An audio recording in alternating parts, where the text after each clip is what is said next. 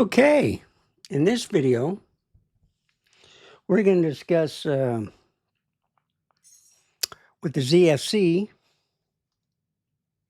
and the Nikkor Z 85mm f1.2. This is a big lens. Sharp, gives you that kind of the Zeiss effect where it becomes blurry on the sides. I give it a lot of character, and I love the lens. It can be sharp. If you really want it sharp edge to edge, you just stop it down to like 1.8, f2, 2.8, no problem. I did not see any color fringing, and it was pretty good on autofocusing. And just to prove that, I'm going to show you some pictures that I've took using the ZFC. And that was one of the first, no, it still has the older processor, but still, it's a great camera for, bringing around. And I had no problem holding the camera with the lens. I do have a small rig grip on it, okay?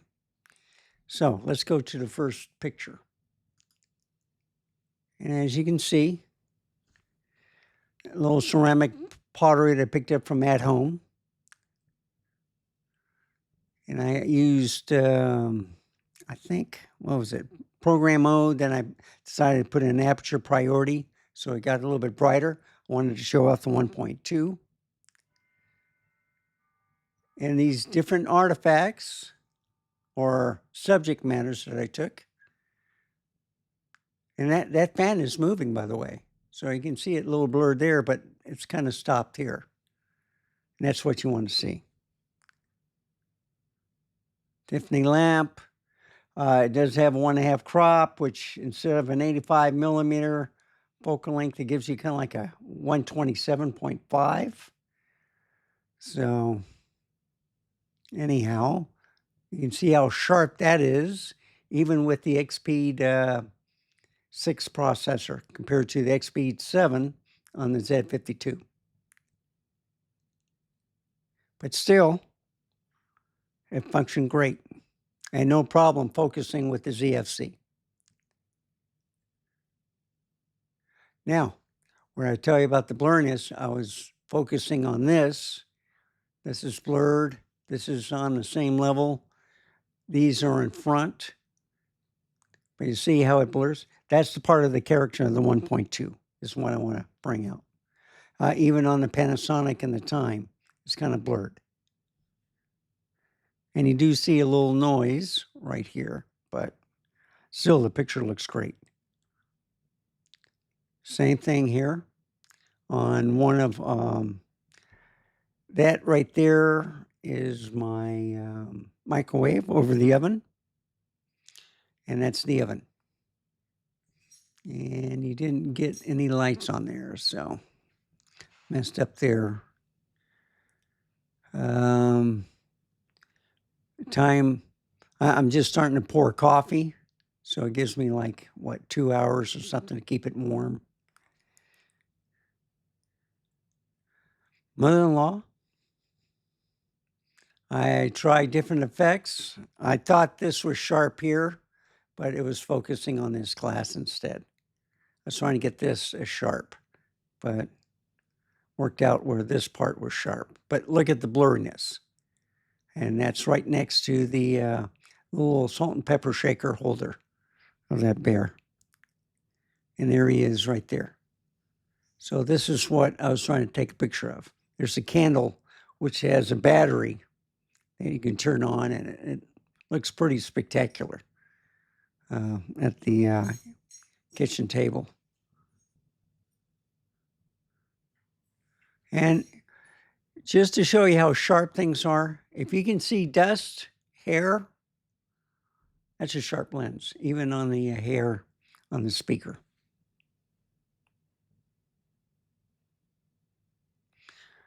Different stuff around the house. This is 1.2.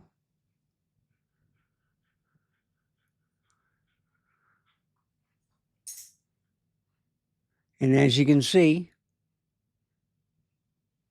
everything is sharp.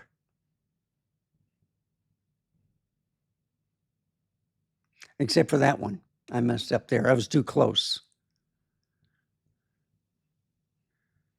Now, reason why I don't have any cushions down is I have a squirrel named Mr. Peekaboo that takes the stuffing out of the pillows and then puts it up on that bird nest. And that's where he sleeps at night. This is at 1.2. I think I switched over to program mode shortly. I was trying to focus on the clouds.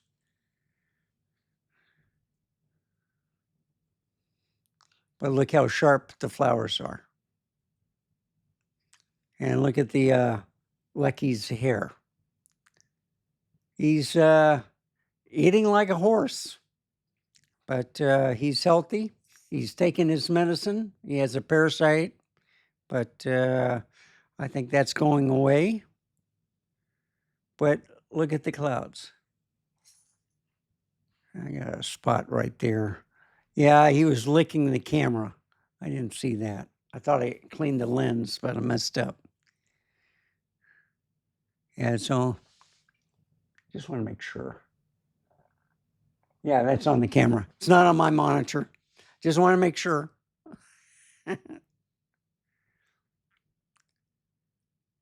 So I see, I tried to get the clouds, but the trees, so it was blurry in between. I think this is sharp right here. That's what it was focusing on. So the problem is on the other cameras, I usually, on the Z8, I have the focus point in the center. You hit the OK, it always goes back to center. And that's where I want to, it works faster that way. When you don't have it on that type of tracking, then it'll go to the one that it thinks, and then you try to move the camera and stuff. It's too hard to do that. So sometimes you just have to hit the LCD screen to point where you want to focus. And apparently I didn't get the cloud, I got the branch that's in front of it. But look at how dark it is in the shade and then the sunlight. And then you can see all the droppings from the crepe myrtle, on the ground. Now that's a sharp image of a cloud.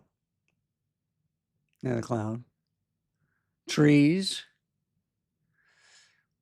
It got up to close to 102 again. It was like 101.7 yesterday. It was like almost 101 today. That's Fahrenheit, by the way. And you see indoors, you can see a little noise, but still, the picture looks fantastic. A bit further back.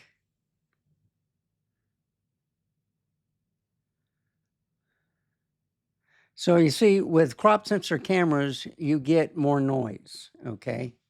Even if the images are sharp, that's why a lot of people like the full frame, is they can get pretty sharp images. I could put this through different programs and remove all the noise, but I wanted to show you exactly how it came out of the camera. I think it's more to show you the expectations of what camera you use with this type of lens. Even if it's a 1.2, you'll still get some noise if it's inside and if there's not enough light. So this is just from the light from the windows that I have right now. I have no lights on the house. So I was trying to focus on the bike in the mirror, and now the bike in the front. Close the blinds for the flowers. See if we can pick up stuff in the dark. Now, I was focusing on the girl with the hat, then the bike.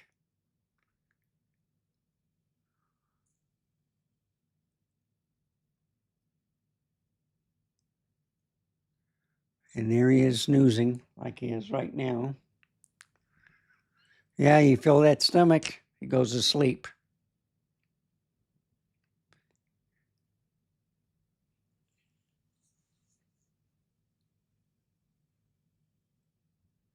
So the color accuracy is excellent. And like I said, it focused on the light instead of what I was trying to focus on, the pictures. I just missed it. But look how sharp Lucky is. So he's sharp right here, and then it's blurry back here. The Z52 did a better job on the pictures because of the X-Speed 7, but still, that's a wonderful shot right there of Lucky. Look at those brown eyes looking at you. And then used to be a Yorkie owner. Then different pictures, but look how sharp everything is.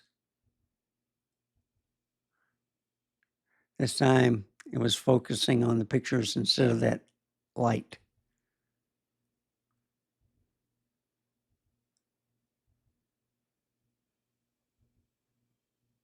So a little out of focus there.